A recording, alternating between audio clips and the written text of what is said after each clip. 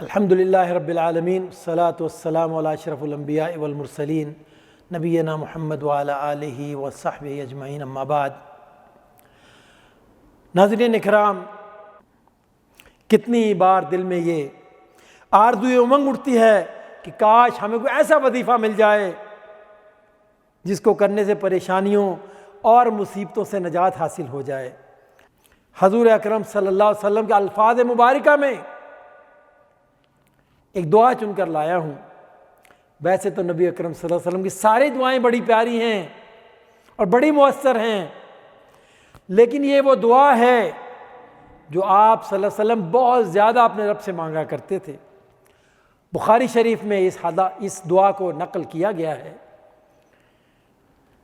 اور اس دعا کو کون روایت کر رہا ہے؟ اللہ اکبر! وہ شخصیت روایت کر رہی ہے جس نے 10 سال نبی اکرم صلی اللہ علیہ وسلم کی خدمت سر انجام دی۔ آپ سمجھ گئے ہوں گے میں حضرت انس کی بات کر رہا ہوں۔ حضور اکرم صلی اللہ علیہ وسلم کے مدینہ طیبہ میں آنے سے لے کر وفات تک حضرت انس بن مالک آپ صلی اللہ علیہ وسلم کے ساتھ تھے، آپ کی خدمت پر مامور تھے، اور یہ وہ ہیں جنہیں خادم خاص کا لقب بھی ملا۔ اللہ اکبر! وہ بیان کرتے ہیں کان اکثر دعاء نبی صلی اللہ علیہ وسلم ربنا آتنا فی الدنیا حسنہ وفی الآخرۃ حسنہ وقنا عذاب النار۔ اللہ اکبر! انس بن مالک رضی اللہ تعالی عنہ اپنی 10 سالہ صحبت رسول کا نچوڑ مجھے اور آپ کو دے رہے ہیں۔ اللہ اکبر! کروڑوں خرچ کیے جائیں پھر بھی یہ سودا سستا ہے میرے بھائیوں، ہمیں تو مفت میں مل رہا ہے۔ دعائے رسول آپ صلی اللہ علیہ وسلم بہت زیادہ دعا اللہ سے کرتے تھے، ربنا آتنا فی الدنیا حسنہ وفی الآخرۃ حسنہ وقنا عذاب النار۔ علماء امت نے اس دعا کی جو تشریح ہے، اس کی جو تفسیر ہے، اس کے جو معنی ہیں اپنے اپنے انداز میں بیان کیے ہیں، اور سبھی درست ہیں۔ امام ابن کثیر رحمہ اللہ تعالی بہت بڑے امام ہیں، اس دعا کا جو معنی ہے اور اس کی جو وسعت ہے اس کے متعلق فرماتے ہیں، اس دعا کے معنی اور اس کی وسعت کے متعلق وہ اپنی کتاب میں فرماتے ہیں، یہ دعا وہ ہے جس نے دنیا کی ہر خیر کو اپنے اندر سمو رکھا ہے۔ یہ دعا وہ ہے جس نے دنیا کی ہر خیر کو اپنے اندر سمو رکھا ہے، اور اس دعا میں دنیا کے ہر شر سے پناہ ہے۔ کیسی عظیم الشان دعا ہے، سبحان اللہ!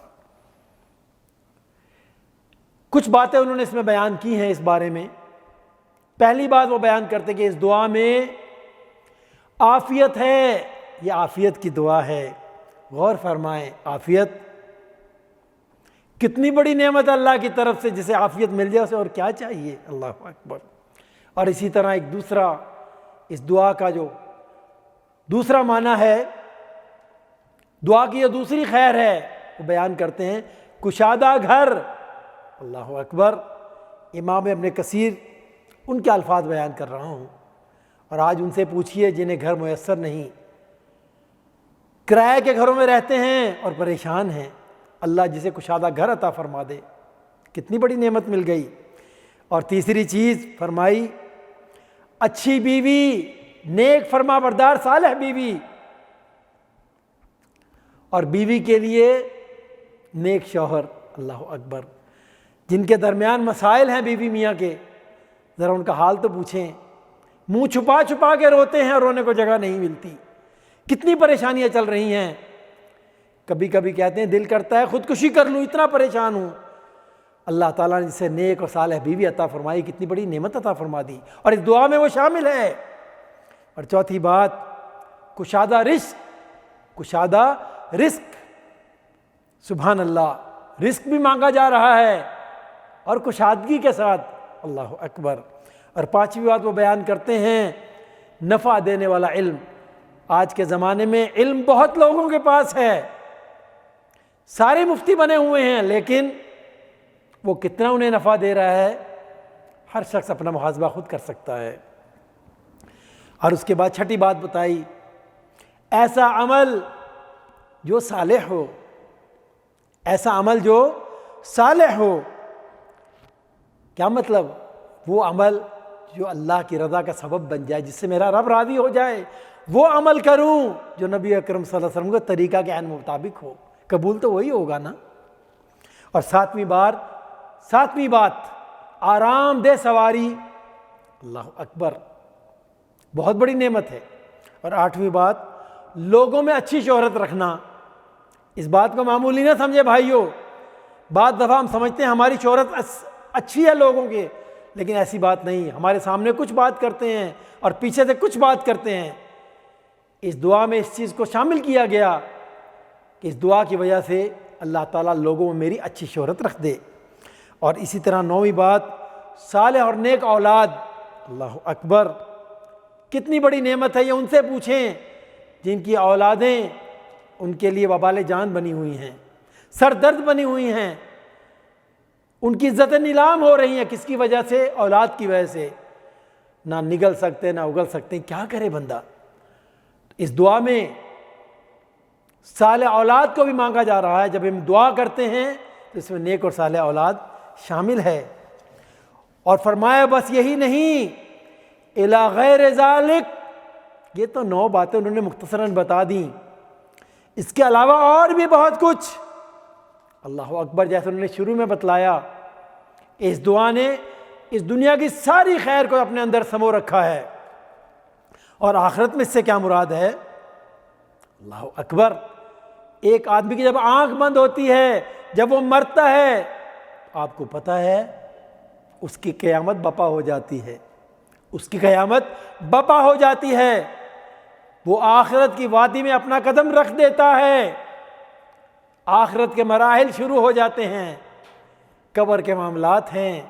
آسان بات ہے، نبی نے فرمایا قبر یا جنت کا باغ ہے یا جہنم کا ایک گڑھا، اللہ اکبر، برزخ کی وادیاں ہیں، اللہ اکبر، اور اس کے ساتھ ساتھ پل صراط ہے، میزان ہے، کتنے مراحل ہیں میرے بھائیوں آخرت کے، اللہ اکبر۔ یہ آخرت کی بھلائی مانگی جا رہی ہے، سب اس میں شامل ہیں۔ اور اس کے بعد کیا ارشاد فرمایا؟ وَقِنَا عَذَابَ النَّارِ، جہنم کی آگ سے پناہ مانگی گئی ہے۔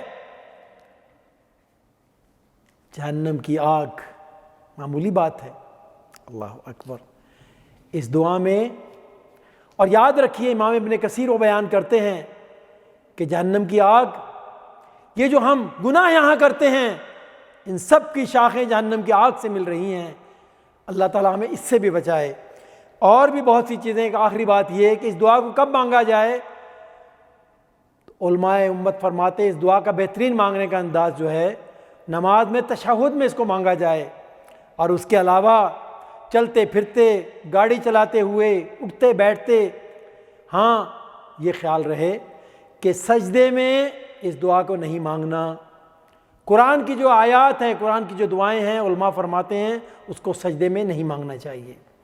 باقی آپ وضو سے ہیں جب بھی، وضو سے نہیں ہیں جب بھی، مسجد میں ہیں جب بھی، اپنے گھر میں ہیں جب بھی، ہاں ناپاکی کی حالت میں ہے، ناپاک جگہ پر اس دعا کو نہ مانگا جائے۔ اللہ تعالیٰ کی بارگاہ میں دعا ہے کہ اللہ تعالیٰ ہمیں بہت زیادہ اس دعا کو مانگنے والا بنائے۔ وآخر دعوانا ان الحمدللہ رب العالمین۔ اللہم صلی علی سیدنا محمد وعلی